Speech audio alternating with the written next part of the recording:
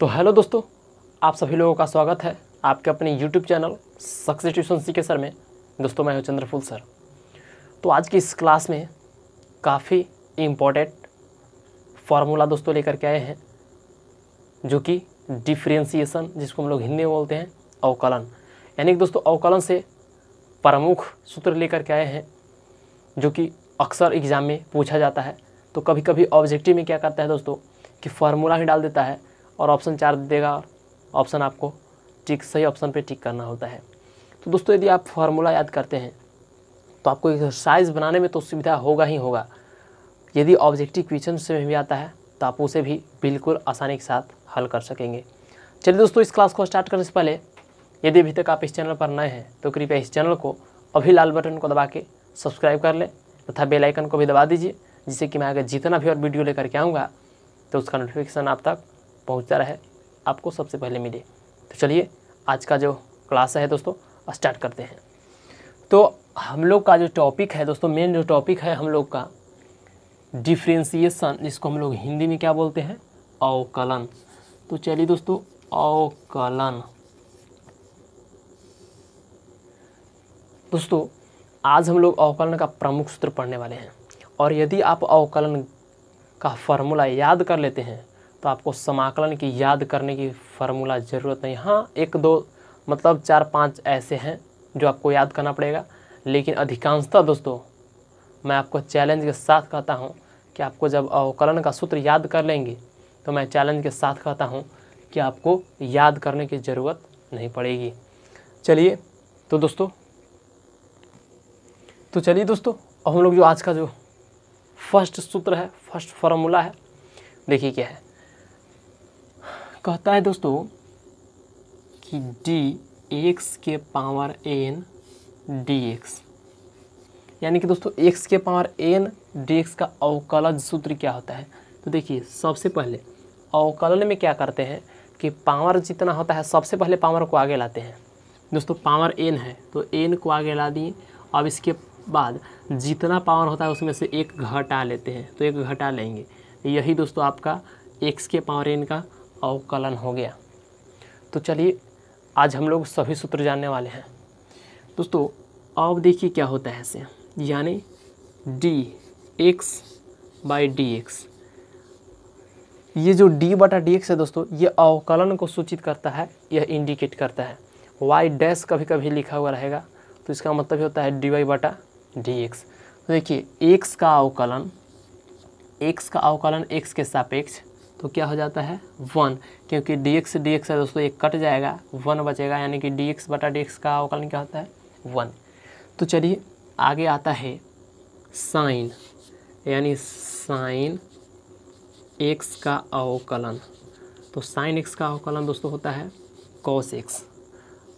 अब आगे पूछेगा cos x का अवकलन, तो cos का अवकलन होता है माइनस साइन x। अब दोस्तों यही कहेगा tan x का अवकलन, तो tan x का अवकलन क्या हो जाएगा दोस्तों, tan का होता है sec²x। देखिए साइन का cos का माइनस साइन, tan का sec²। अब देखिए साइन cos tan हो गया। अब आगे देखिए तो यहाँ पर d दोस्तों, आगे हम लोग देख लेते हैं sec x का अवकलन। तो sec x का अवकलन होता है sec x into tan x।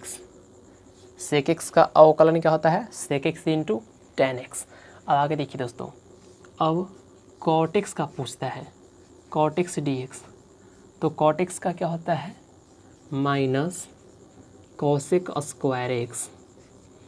अब ये ना दे करके cosec x dx का पूछ देगा, तो इसका होता है minus cosec x into cot x, यानी cosec x का अवकलन क्या होता है minus cos x into cot x। cot x का क्या होता है माइनस cosec²x। चलिए दोस्तों, अब कभी कभी आपको क्या दे देता है, ये तो आप लोग देखिए 1 2 3 4 5 6, यानी 6 त्रिकोणमितीय निष्पत्तियाँ का दोस्तों हम लोग अभी तक अवकलन सीख गए, यानी अवकलन फार्मूला देख लिए। अब देखिए अचर संख्याओं का अवकलन हमेशा आप याद रखेंगे 0 होता है। चलिए इसको भी हम लिख देते हैं एक टॉपिक में कि अचर संख्याओं का अवकलन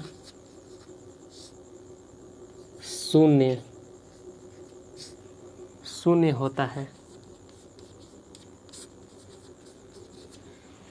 तो चलिए दोस्तों, इतना आप लोग समझ गए होंगे। तो अब आगे मैं आपको बताता हूँ कि जैसे केवल अचर संख्या आएगा तभी उसका अवकलन शून्य होगा।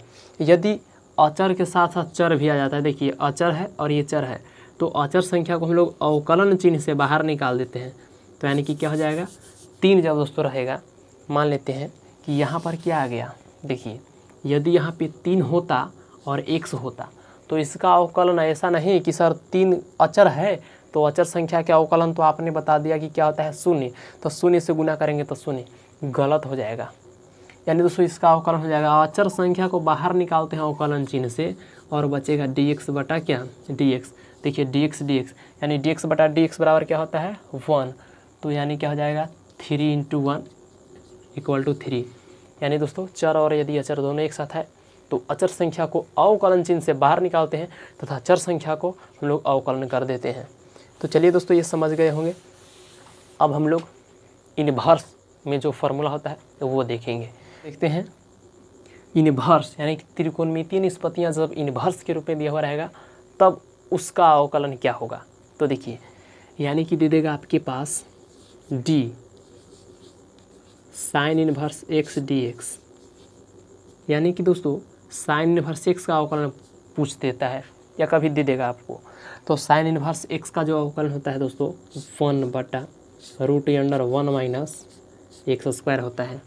अब यही ना दे करके कभी कभी पूछ देगा कि cos इनवर्स x dx, यानी cos इनवर्स x का अवकलन क्या होगा, तो केवल माइनस ऊपर में लगा देना है, यानी कि -1/1 - x², ये हो जाएगा। अब d tan inverse x dx, यानी tan इनवर्स x का पूछ देगा। तो देखिए tan का इनवर्स का दोस्तों 1/1 + x²। देखिए साइन कॉस यानी साइन का होता है 1/√(1 - x², तक कॉस का पूछेगा तो केवल आगे माइनस लगा देना है और वही चीज़ को बोल देना है। यहाँ देखिए यही tan का पूछेगा तो tan इनवर्स का अगर याद रहता है तो कॉट का भी आप आराम से बोल सकते हैं, क्योंकि देखिए tan इनवर्स x का होता है 1/1 + x²। तो कॉट इनवर्स x का क्या, केवल आगे निगेटिव लगा देना है, यानी माइनस का चिन्ह लगा देना है। तो देखिए दोस्तों यहाँ पर tan इनवर्स तो हो गया, कॉट इनवर्स x d/dx, यानी इसका अवकलन कॉट इनवर्स का। तो tan इनवर्स का होता है 1/1 + x², तो कॉट में क्या करना है, केवल आगे निगेटिव लगा देना है। तो दोस्तों क्या हो जाएगा, -1/1 + x²। अब देखिए साइन कॉस tan कॉट, बच रहा है सेक और कॉसेक। तो देखिए d sec inverse x dx, तो सेक इनवर्स x का होता है दोस्तों 1/(x)√(x²